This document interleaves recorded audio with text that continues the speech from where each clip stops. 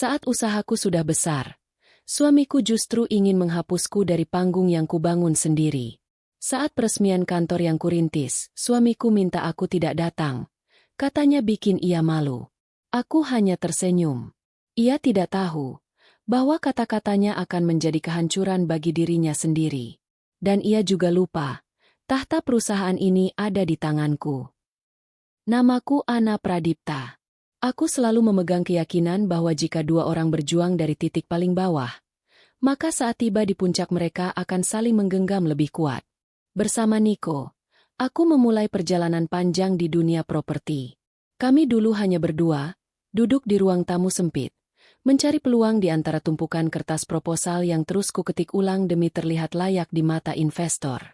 Aku menjual rumah warisan yang seharusnya menjadi kenangan keluargaku. Uang itu menjadi modal pertama Nicoland Development. Setiap rupiah yang keluar dari tabunganku seolah menjaga langkah kami agar tetap hidup. Aku menghadiri webinar gratis tentang pemasaran, hukum kontrak, hingga negosiasi. Setiap ilmu yang kudapat langsung kuterapkan, sering tanpa tidur. Tanganku menjadi tangan kanan perusahaan, tapi tubuhku tidak pernah berdiri di depan sorotan. Seiring waktu, perusahaan ini membesar melampaui bayangan kami. Logo Nicoland terpampang di mana-mana. Namun namaku semakin hilang dari cerita di balik keberhasilannya. Ketika orang menyebutku istri pendukung, aku diam. Padahal aku tahu fondasi awal bisnis ini tersusun dari kepercayaanku yang tanpa syarat pada kemampuan kami berdua. Suatu pagi, saat matahari menembus gorden ruang kerja, aku duduk menyusun berkas untuk peresmian kantor baru yang berdiri di jantung kota. Gedung itu megah, jauh dari tempat kami dulu memulai. Kertas undangan, daftar tamu penting, sambutan resmi, semua kususun rapi agar acara berjalan sempurna. Aku ingin menghadiri hari itu sebagai orang yang pernah menyalakan api pertama di perjalanan panjang ini. Saat aku merapikan map terakhir, kurasakan sesuatu berubah di dalam diriku. Bukan karena apa yang kukerjakan, tapi karena firasat yang tiba-tiba menegang di udara. Ada langkah kaki Niko mendekat, namun bukan langkah ringan seperti dulu ketika ia selalu memintaku melihat perkembangan terbaru bisnis kami. Langkahnya kini lebih berat, seperti membawa keputusan yang tidak ingin kudengar. Aku belum tahu apa yang akan terjadi, tetapi pagi itu menjadi pintu menuju sesuatu yang akan mengubah semua hubungan kami, semua jerih payahku, dan seluruh masa depan perusahaan yang kami bangun bersama. Aku tidak tahu bahwa berkas yang sedang kupegang menjadi saksi terakhir dari peranku sebagai istri yang mencoba bertahan di balik bayangan seseorang yang dulu kucintai tanpa ragu. Pagi itu seharusnya menjadi hari yang penuh persiapan. Aku sudah memastikan semua berkas tersusun rapi. Ketika Niko masuk ruang kerja, aku menyerahkan daftar tamu penting yang perlu ia cek ulang. Aku ingin memastikan undangan paling berpengaruh sudah dikirim. Acara peresmian kantor baru tidak boleh cacat. Namun bukannya memeriksa, Niko menatapku tanpa rasa yang kukenal. Ia menarik napas pendek lalu mengucap sesuatu yang membuat tubuhku seakan berhenti bergerak. Ana, kamu tidak perlu datang besok. Aku sempat menunggu ia menambahkan alasan yang masuk akal. Mungkin ia bercanda. Mungkin ia lelah dan memilih kata yang salah. Tapi wajahnya datar. Tidak ada keraguan. Kenapa? Ia tidak menurunkan nada suaranya ketika menjawab. Kamu tidak cocok tampil di depan tamu penting. Aku tidak mau citraku rusak. Satu kalimat itu seperti menggores bagian paling rapuh dari diriku. Sebelum aku sempat mengatur kembali napas, ia menambahkan, masih dengan nada yang membuatku merasa seperti debu yang tidak sengaja mengotori sepatunya. Kamu bikin malu. Tawa lirih muncul dari arah pintu. Rosa, asisten baru yang bahkan belum paham sejarah perusahaan ini, berdiri sambil membawa tablet. Ia berdiri terlalu dekat dengan Niko, seolah batas profesional sudah tidak berarti. Khusus acara formal, lebih baik yang tampil itu yang berkelas. Kata itu meluncur mulus dari bibirnya, tanpa sedikit pun rasa hormat. Aku melihat senyum tipis yang muncul di wajahnya. Senyum yang seolah menyiratkan bahwa ia merasa lebih pantas berada di panggung dibanding diriku yang membangun fondasinya. Ada hawa dingin yang menyusup ke dadaku. Bukan dingin dari ruangan kantor, tetapi dari cara dua orang itu memandangku seakan aku tidak lagi diperlukan. Aku tidak marah. Bukan karena tidak bisa, melainkan karena rasa sakitku lebih besar dari amarah manapun yang bisa kuucapkan. Saat aku mencoba menahan diri agar tidak menunjukkan luka di wajahku, Niko menatap ponselnya dan langsung menguncinya ketika ia sadar aku melihatnya. Gerakannya terlalu cepat, terlalu gugup untuk sesuatu yang seharusnya biasa saja. Sudah, jangan banyak bicara. Itulah kalimat yang menutup seluruh penghormatannya padaku. Kalimat yang membuatku sadar bahwa ia tidak ingin aku terlihat di acara terbesar dalam sejarah perusahaan kami. Aku tidak mengatakan apapun. Hanya senyum tipis yang terangkat. Bukan karena aku menerima perlakuan itu, melainkan karena sesuatu dalam diriku baru saja terbangun.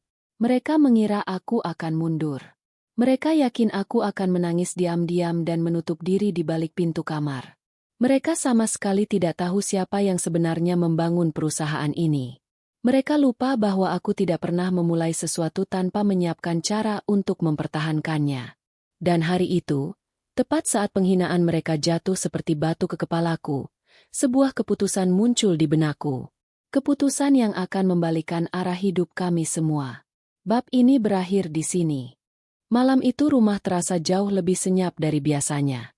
Aku duduk di meja kerja kecil yang selalu kupakai untuk mencatat setiap detail perjalanan perusahaan. Di sana, untuk pertama kalinya setelah bertahun-tahun, aku membuka kembali seluruh dokumen kepemilikan. Di layar tabletku terpampang data yang selama ini tidak pernah kusentuh karena aku percaya perjalanan kami adalah perjalanan bersama. Aku pemilik resmi 65% saham. Angka itu tidak sekadar menunjukkan kekuasaanku, tetapi juga seluruh pengorbananku sejak bisnis ini hanya mimpi yang kami tulis di buku catatan murah. Semua tercatat jelas. Ketika Niko hanya memikirkan eksekusi, aku yang mengurus modal, dokumen, perizinan, hingga jaringan awal yang membuat bisnis ini bergerak. Ia memang direktur pelaksana, tetapi kendali penuh ada padaku. Selama ini aku membiarkan ia berdiri paling depan karena kupikir itu membuatnya bangga. Ternyata kebanggaan itu berubah menjadi angkuh. Kutatap layar itu lama. Bukan untuk memastikan hakku, tetapi untuk meredakan luka yang baru saja ia buka di pagi hari. Ia lupa bahwa kekuasaan yang ia banggakan tidak sepenuhnya miliknya. Dan jika ia berani meremehkanku di depan orang lain, maka ia harus tahu bahwa langkahku tidak pernah kecil. Aku mulai menyusun 2 langkah yang akan mengubah segalanya. Langkah pertama adalah mengambil alih perusahaan secara hukum, memastikan seluruh kewenangan berada di tanganku sebelum acara dimulai. Langkah kedua adalah menghentikan pesta yang ia siapkan untuk dirinya sendiri tepat pada puncaknya. Saat semua mata sedang tertuju pada panggung tempat ia merasa paling berhak berdiri. Tanpa menunggu lebih lama, aku menghubungi Pak Gani. Ia adalah pengacara yang dulu kubantu menyelesaikan kuliahnya dengan beasiswa pribadi. Ia tidak pernah melupakan kebaikan itu. Besok pagi, aktifkan dokumen pengalihan kewenangan penuh. Jangan beritahu siapapun. Ucapku tegas. Ia tidak bertanya alasan. Suaranya langsung mantap. Baik Bu Ana. Saya akan siapkan semuanya sebelum siang. Setelah itu aku menghubungi Rina, kepala media internal yang selalu bekerja jujur. Aku tahu ia bisa dipercaya karena ia pernah menolak tawaran Rosa untuk memanipulasi laporan tanpa alasan jelas. Kau akan dapat rekaman yang harus diputar besok jam 19.45 tepat. Lakukan tanpa tanya. Ada jeda sebentar sebelum Rina mengiyakan. Ia mungkin tidak tahu apa yang sedang terjadi, tetapi ia memahami bahwa instruksiku bukan sesuatu yang dapat ditunda. Baik Bu Ana. Saya tunggu materialnya. Langkah demi langkah mulai menemukan jalannya. Semua dilakukan dengan tenang, tanpa kebisingan emosi. Aku tidak ingin membalas dengan teriakan. Aku ingin membalas dengan kenyataan bahwa mereka telah menyepelekan seseorang yang mampu menentukan arah seluruh perusahaan. Saat semua persiapan selesai, aku menutup tablet dan menatap bayanganku sendiri di layar hitam. Untuk pertama kalinya, aku melihat seseorang yang tidak lagi ingin berdiri sebagai istri yang diminta diam. Aku melihat diriku sebagai sosok yang berhak menentukan tempatnya sendiri. Besok aku akan datang ke acara itu. Bukan sebagai istri yang dicemooh. Bukan sebagai nama yang sengaja dihapus dari cerita. Aku akan datang sebagai pemilik tahta. Dan tidak ada satupun yang siap menghadapi apa artinya itu. Red carpet terbentang dari pintu utama menuju aula megah yang dipenuhi lampu kristal. Setiap tamu penting datang dengan senyum bangga karena mereka percaya sedang menghadiri malam besar seorang tokoh yang dianggap membangun kerajaan bisnis. Kilatan kamera tidak pernah berhenti. Dan di ujung jalur merah itu, Nico berdiri bersama Rosa, berjalan bersebelahan seolah tampil sebagai pasangan yang memiliki hak penuh atas acara ini. Orang-orang memuji penampilan mereka. Rosa tersenyum seolah ia pemilik panggung. Nico mengangkat dagu dengan percaya diri yang mengabaikan semua kenyataan di balik panggung. Mereka sama sekali tidak menoleh ke arah pintu ketika aku datang. Aku melangkah dengan gaun hitam yang sederhana namun kuat. Tidak ada perhiasan berlebihan. Hanya diriku yang berdiri dengan ketenangan yang tidak dapat diganggu. Beberapa tamu sempat berbisik menanyakan siapa diriku. Ada yang mengira aku undangan misterius. Ada yang mengira aku investor baru. Tidak seorang pun mengenal aku sebagai istri Nico, karena citraku kini berbeda jauh dari bayangan yang mereka pernah lihat di balik layar perusahaan. Musik mereda. Lampu panggung fokus pada Nico saat ia menaiki tangga kecil menuju mimbar utama. Suaranya lantang, penuh kepercayaan diri yang terbangun di atas pondasi yang bukan sepenuhnya miliknya. Selamat datang di kerajaan yang saya bangun. Namun kalimat itu terpotong oleh perubahan mendadak di layar raksasa di belakangnya. Cahaya yang tadi menampilkan logo perusahaan memudar, digantikan oleh tampilan sertifikat kepemilikan saham atas namaku. Setiap lembar dokumen muncul satu persatu. Sertifikat itu menunjukkan angka 65% saham berada atas nama Ana Pradipta. Kemudian muncul foto-foto lama yang pernah kuambil saat bekerja dari nol.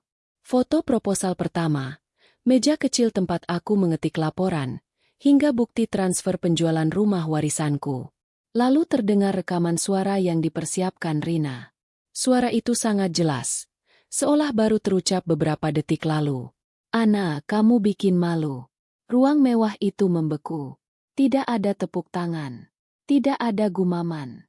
Bahkan napas orang-orang terasa berhenti. Nico menoleh ke layar dengan wajah yang kehilangan seluruh warnanya. Rosa yang tadi berdiri anggun kini tampak membatu.